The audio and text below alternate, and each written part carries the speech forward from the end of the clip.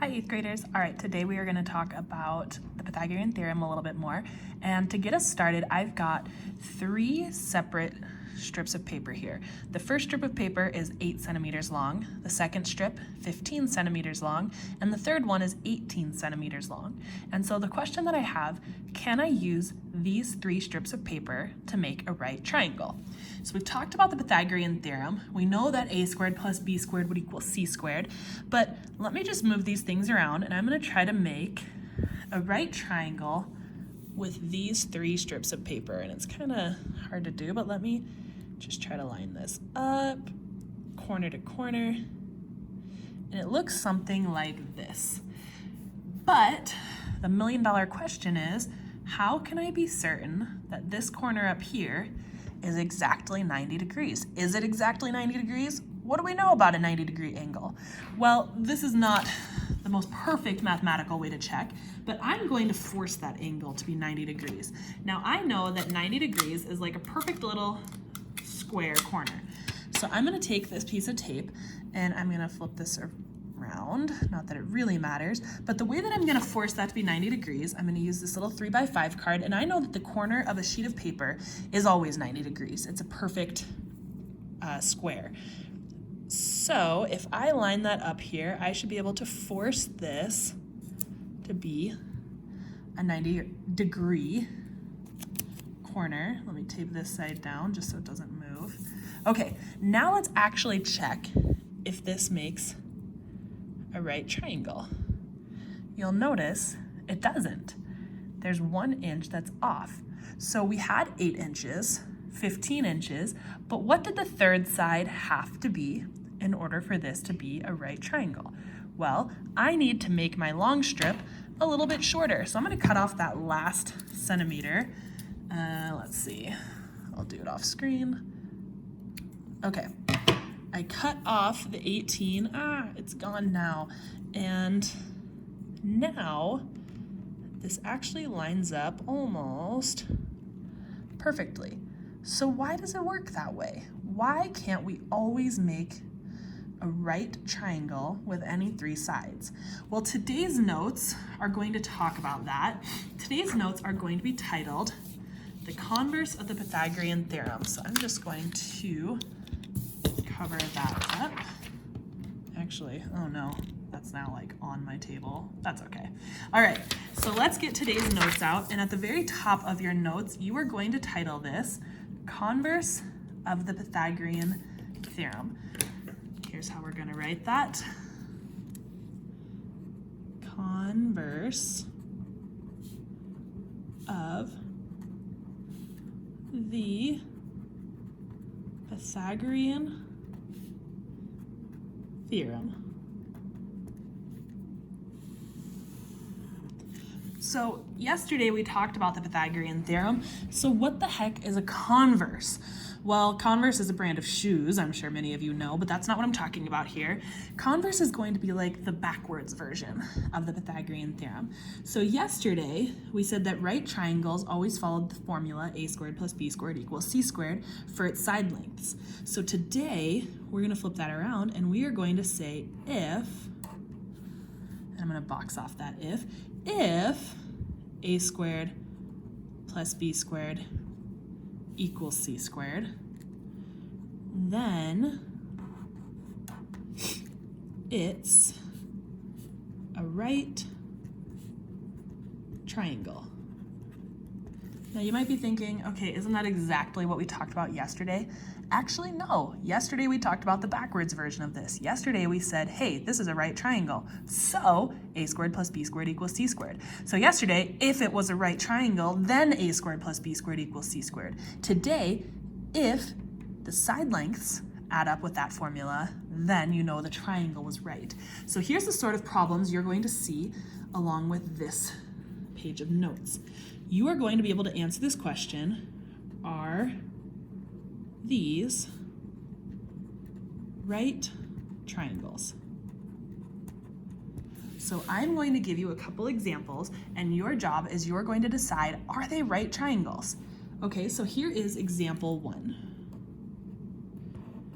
Example 1 is going to look like this. And again, I just drew a sketch there.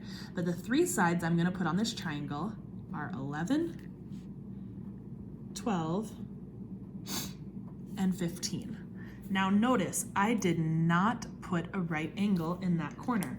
That's because I'm trying to decide if it is a right triangle. So I'm going to put a question mark there because that's a side that looks like a right angle. But how can I be sure that that's a side that looks like a right angle? How do I get A, B, and C? Well, we know that C is always the hypotenuse, and the hypotenuse of a triangle is the longest side length. So looking at these numbers, 11, 12, and 15, I'm going to circle 15. That's the biggest side. And remember, this angle is always going to point to the biggest side. So we are trying to figure out, is that question mark actually 90 degrees? So next to 15, I'm going to write C, because that was the hypotenuse, the longest side. And that means 12 and 11 are going to be A and B. It doesn't matter which is which. We just put them both down. And you noticed yesterday that it didn't matter if you did A was 11 or A was 12, B11, B12, because those two are changeable. Okay, so now we said if this is true, then it's right. Okay, so let's write down that formula. Our formula, A squared plus B squared equals C squared. Okay, so just write it down exactly the way we know it. And then underneath that, we're gonna plug in the numbers that we have for A, B, and C. So instead of A squared, that's going to be 11 squared. Instead of B squared, that's going to be 12 squared. And instead of C squared, 15 squared. Okay, 11 squared, grab your calculator, type that in, it should be 121. 12 squared, when you do 12 times 12, you get 144. And 15 squared, either type in on your calculator 15 squared, or you can type in 15 times 15, and you should get 225. All right, on your calculator, add together 121 plus 144. And let's see what you get there. We want to see, did you get 225? So when you type in 121 plus 164, you should get 265, and on the other side you have equals 225. Eighth graders, it does not take a genius to realize that these are not the same number. 265 does not equal 225. So did A squared plus B squared actually equal C squared? No, so that wasn't true. That means this side is not true. So I can't say it's a right triangle. I have to say not a right triangle. That was not a right triangle. So when we use the converse of the Pythagorean theorem there, it actually ended up not being a right triangle. Okay, over here, I'm going to do another example. Let's call this example 2. On example 2, we are going to use the side lengths, and I'm just drawing a picture as well. You won't always have a picture. Sometimes I'll just give you 3 numbers, but remember, when you have these 3 numbers, even if there's not a picture, you know how to find the hypotenuse. By the way, that should not be 11, that should be 6, 8, and 10. What is the hypotenuse? The 6, the 8, or the 10, and how do you know? Well, hypotenuse is always the longest side length, and the longest number, or the biggest number of these 3, is 10. So I'm going to write a C next to 10. That means 6 and 8, either one, can be A or B. So I'm just going to go A and B, and now I can check and see if A squared plus B squared actually does equal C squared. If it does, then it's a right triangle. If it does not, then it is not a right triangle. So I'm going to write down the formula, A squared plus B squared equals C squared. Now I knew A was 6, so that's going to be 6 squared. B was 8, so 8 squared. And C was 10, so 10 squared. I actually think I know all of these off the top of my head. 6 squared is 36. 8 squared, 8 times 8 is 64. And 10 squared, 10 times 10, is 100. All right, so what is 36 plus 64? When you add those together, you should get 100 equals 100. 8th graders, that is true. Give yourself a check mark. So a squared plus b squared on this problem actually did equal c squared. And because that was true, it means that this was a right triangle. So I'm going to say it's a right triangle. Yay. Okay, so that one ended up being a right triangle. So I know that this thing right here was 90 degrees. That question mark was actually, yes, a right triangle. All right, I'm going to put 2 more examples on here, and you are going to write them down as example 3 and example 4. So example 3,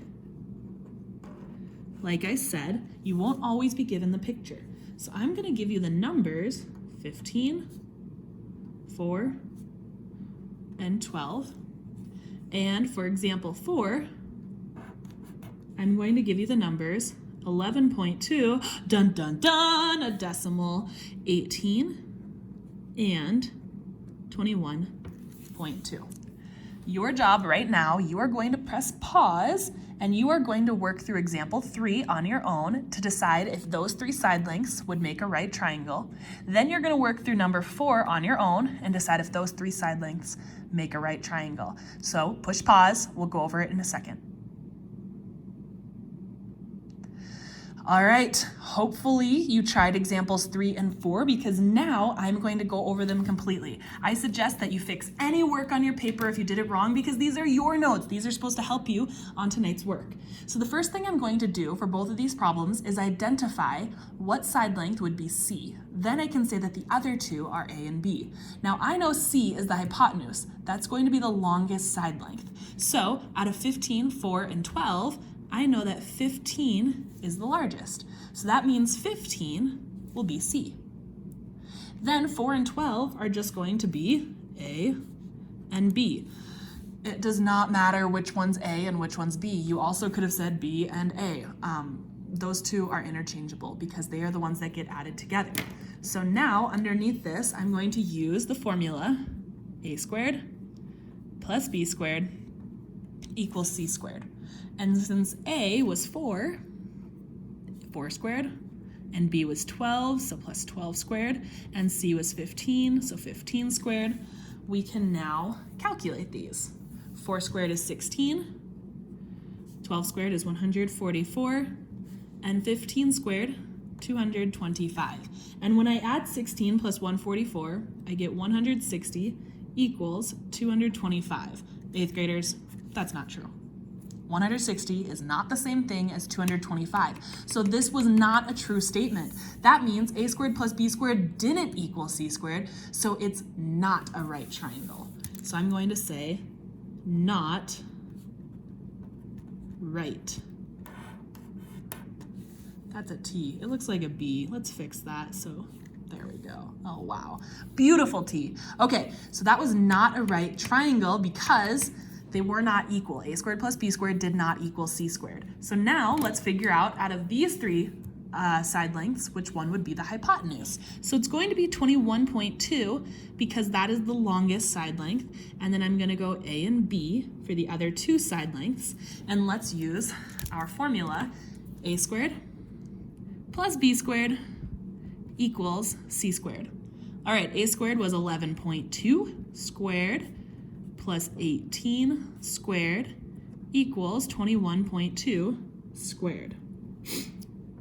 All right, when I square those, I get 11.2 squared is 125.44. 18 squared is 324. And 21.2 squared is 449.44. On your calculator, when you added together 125.44 plus 324, you got 449.44 equals 449.44. Ding, ding, ding, that was true. So A squared plus B squared did in fact equal C squared. That means that it is a right triangle. So down here, I can say right triangle. And that is how you are going to do the practice problems that I gave you today. So you are deciding, are these right triangles or are these not right triangles? All right, we'll see you tomorrow, 8th graders. Goodbye.